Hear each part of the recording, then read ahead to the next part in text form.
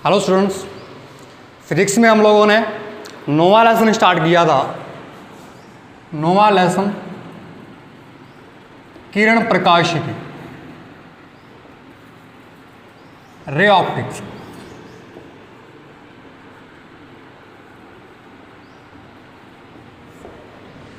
जिसके अंदर हम लोगों ने कल इंट्रोडक्शन किया था, इसका थोड़ी बहुत छोटी छोटी बातों को देखा था। आज अपने नया टॉपिक स्टार्ट करने जा रहे हैं, प्रकाश का परावर्तन। ठीक है, तो आप हेडिंग लगाएंगे प्रकाश का परावर्तन, रिफ्लेक्शन ऑफ लाइट। उसको बोलते हैं रिफ्लेक्शन ऑफ लाइट।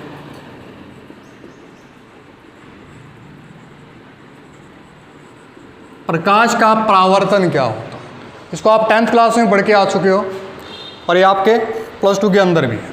तो सिंपल सा है, प्रकाश का परावर्तन का स्टेटमेंट क्या है वो देखते हैं आपने कि जब भी कोई प्रकाशीय किरण किसी समतल सतह से टकराने के पश्चात पुनः उसी माध्यम में लौट जाती है तो प्रकाश की यह घटना क्या कहलाती है, प्रकाश का परावर्तन कहलाती है। तो ये डेफिनेशन आप लोग लिख लोगे कि जब कोई प्रकाशीय किरण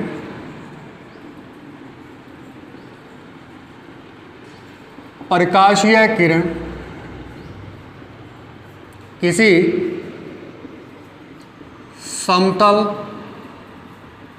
चिकनी सतह पर, पॉलिश्ड बोल देते हैं इसको अपने, सतह पर टकराने के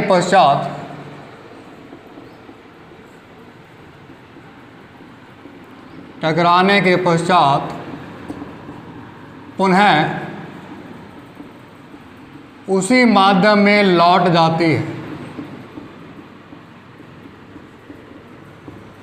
तो इस घटना को हम क्या कहते हैं, प्रकाश का परावर्तन कहते हैं। ठीक है, तो इसमें अगर इसका डायग्राम देखोगे तो कैसा होगा, जैसे मान लो ये कोई समतल पृष्ठ है।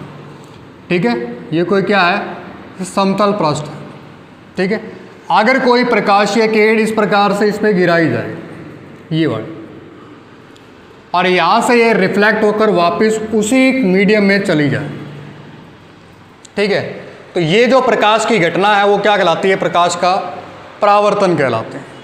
ठीक है, क्या कहलाती है, प्रकाश का परावर्तन कहलाते हैं।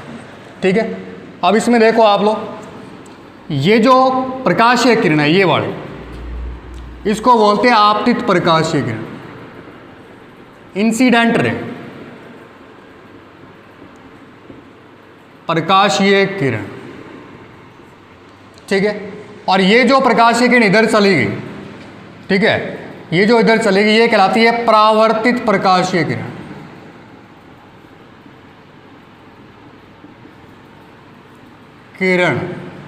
Reflected ray. ठीक है, और जिस बिंदु पर ये आपतित होते हैं इस पर एक अभिलंब डालते हैं, हम लंब डालते हैं, इस पर एक लंब डालते हैं। ठीक है, इसे बोलते हैं अभिलंब।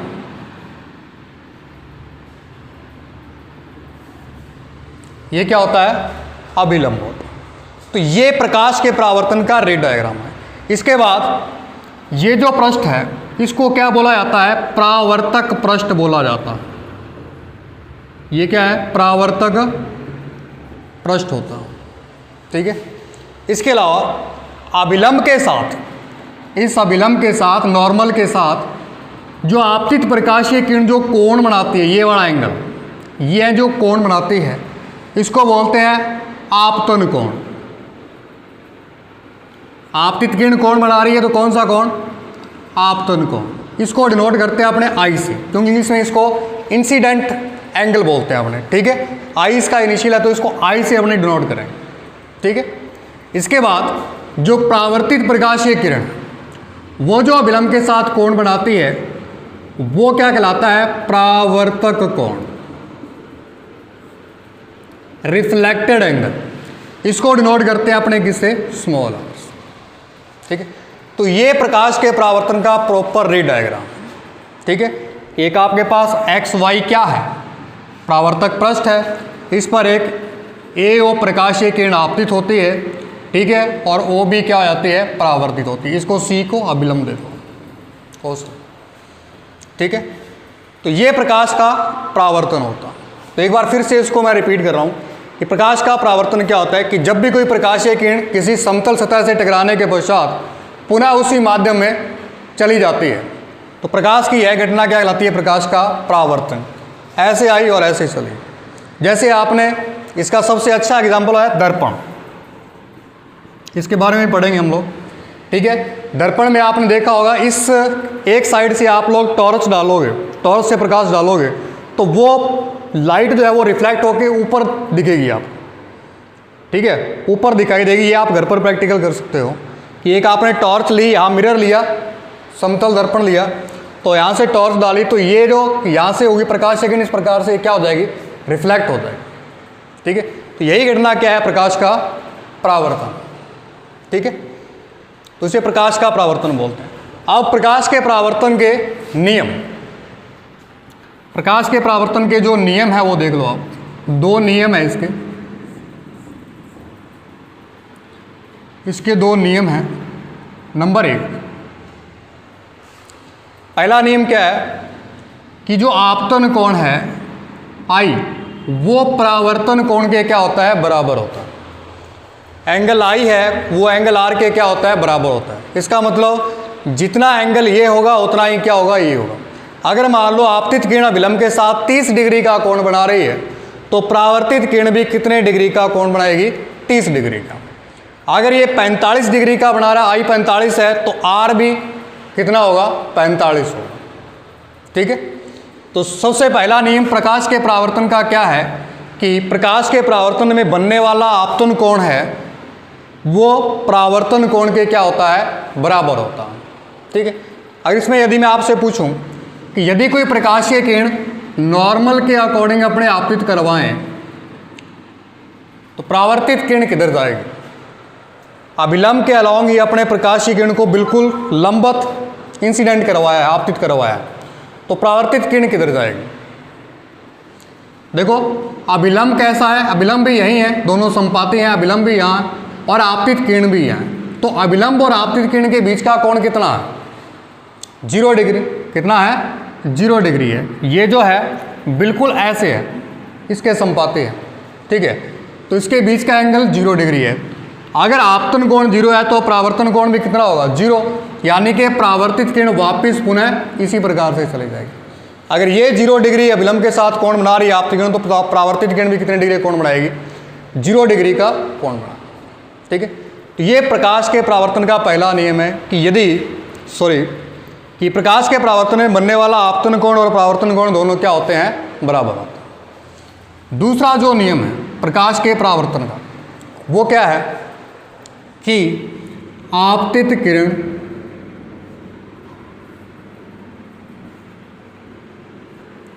अभिलंब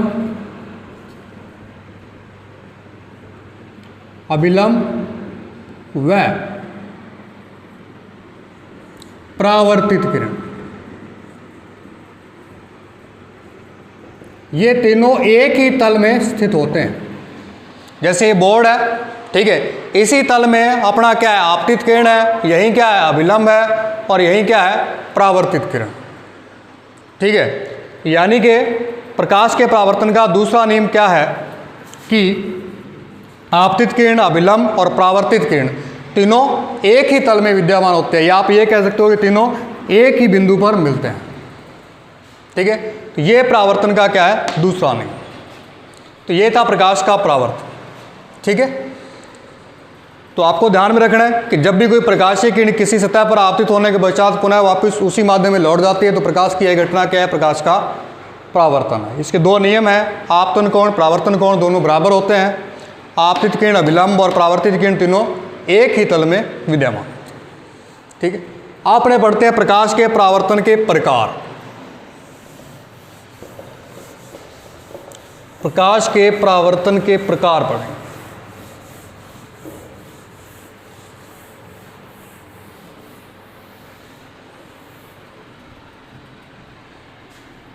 परावर्तन के प्रकार,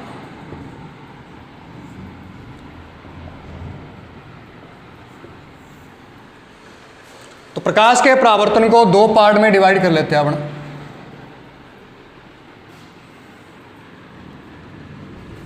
एक तो होता है नियमित परावर्तन,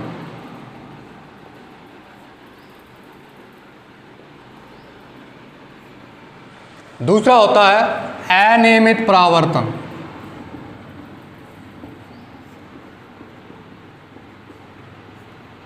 या इसको निश्चित परावर्तन और इसको अनिश्चित परावर्तन।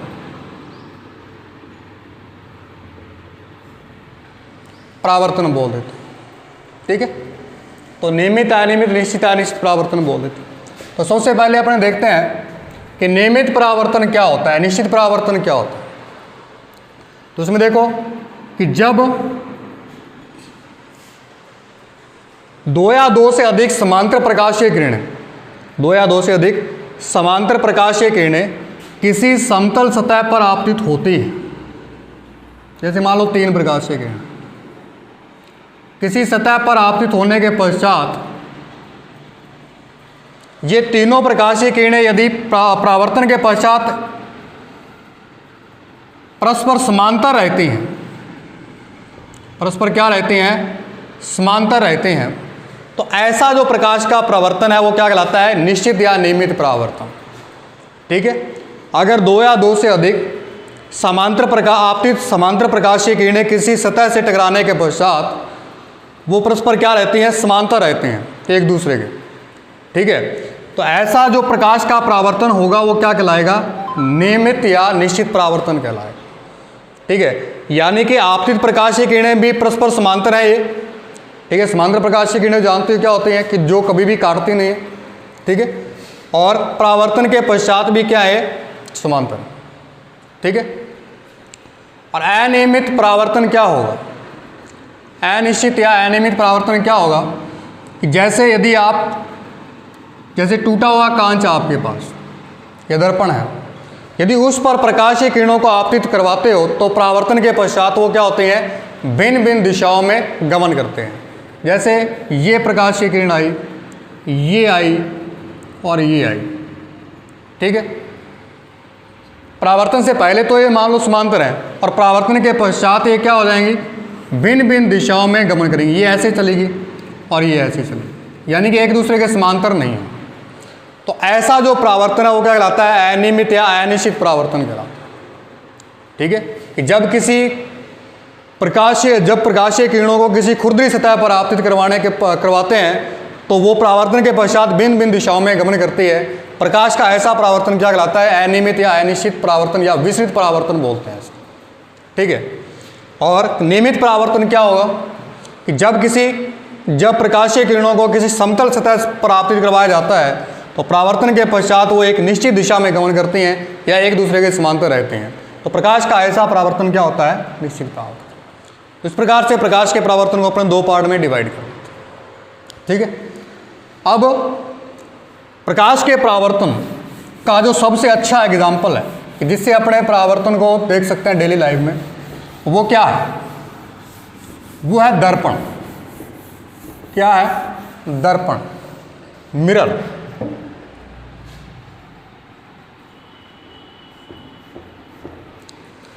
जो घरों में अपने यूज करते हैं दर्पण, वो वाला मिरर, ठीक है, जिसमें अपने फेस देखते हैं। तो ये दर्पण ये सबसे अच्छा प्रकाश के परावर्तन का क्या है, एग्जाम्पल है, इससे अपने प्रकाश की परावर्तन घटना को देख सकते हैं। तो दर्पण होता क्या है, ठीक है। दर्पण की परिभाषा देखते हैं अपने कि जब किसी समतल या जब किसी पारदर्शी कांच की समतल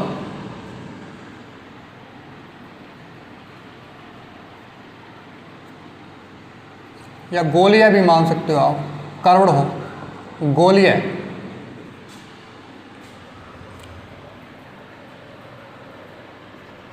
प्लेट की किसी एक सतह पर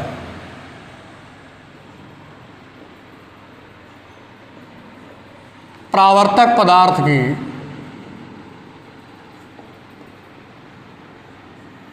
पदार्थ की, परावर्तक पदार्थ में चांदी की पॉलिश लिख सकते हैं।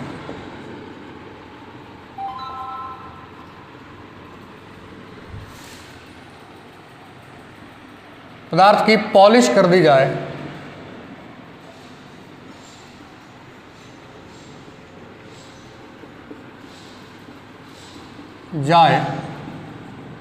तो उसका दूसरा या दूसरी सतह दर्पण कहलाती है।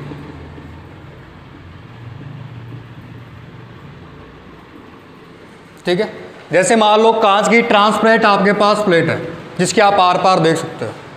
ठीक है, अब इसके दो सरफेस है, एक तो ये है और दूसरा ये है। इसमें से किसी भी एक सतह पर यदि आप किसी परावर्तक पदार्थ या चांदी की पॉलिश कर दो एक सतह पर, तो इसका जो दूसरा सरफेस है ये बड़ा, ये क्या कहलाएगा? दर्पण कहलाएगा। ठीक है, या इस पूरे को आप क्या कहोगे? दर्पण कहोगे। ठीक है, तो ये होता है दर्पण ही। ठीक है, इसकी एक डेफिनेशन देख लिया आपने। यदि किसी पारदर्शी कांच की समतल प्लेट पर कि किसी एक सतह पर परावर्तक पदार्थ की पॉलिश कर दी जाए तो इसकी दूसरी सतह दर्पण कहलाती है। ठीक है, अब अपने दर्पण के प्रकार पढ़ते हैं। दर्पण के प्रकार, दर्पण के प्रकारों को अपने दो पार्ट में डिवाइड करते हैं। समतल दर्पण और गोलीय दर्पण। समतल दर्पण और गोलीय दर्पण। समतल दर्पण कौन सा होता है? ये मान लो समतल कांच की प्लेट है, समतल कांच की प्लेट है, यदि इसकी एक सतह पर परावर्तक पदार्थ की पॉलिश कर दी जाए तो ये क्या कहलाएगा? समतल दर्पण कहलाएगा। ठीक है, गोलीय दर्पण क्या होता है? Spherical mirror. अगर मान लो आपके पास कांच का खोखला गोला है, कांच का क्या है? खोखला गोला है, और उसको मान लो यहाँ से अपने काट दिया। ठीक है, यहाँ से काट दिया, तो अगर मान लो ये आपके पास सरफेस आया, अगर हम इसके उभरे हुए भाग पर